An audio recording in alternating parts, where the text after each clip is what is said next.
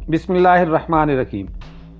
हिंदी असातीर पर गुफ्तगू के सिलसिले की अगली वीडियो आपकी खिदमत में पेश है। आज हम बात करेंगे अग्नि देवता पर, द लॉर्ड ऑफ फायर।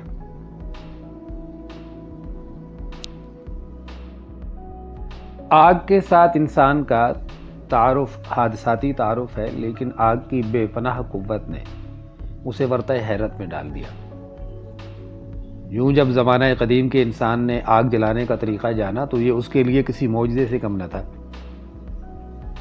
जला देने की बेपनाह क़ुव्वत और तारीकी को ख़त्म करने की सलाहियत की वजह से इंसान ने आग को कोई आसमानी क़ुव्वत जाना और वो उसकी पूजा करने लगा।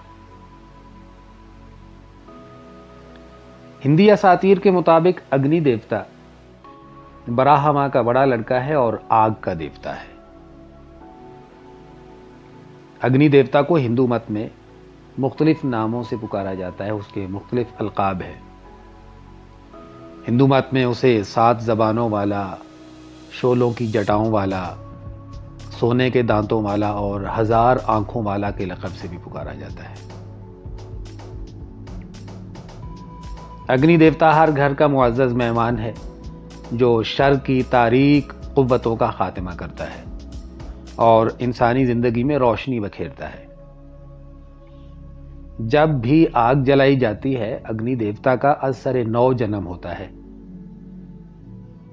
यूं इसके इस नए जन्म से ज़िंदगी का तस्वुर लिया जाता है, यानी ये देवता ज़िंदगी देने वाला है और औलाद देने वाला है।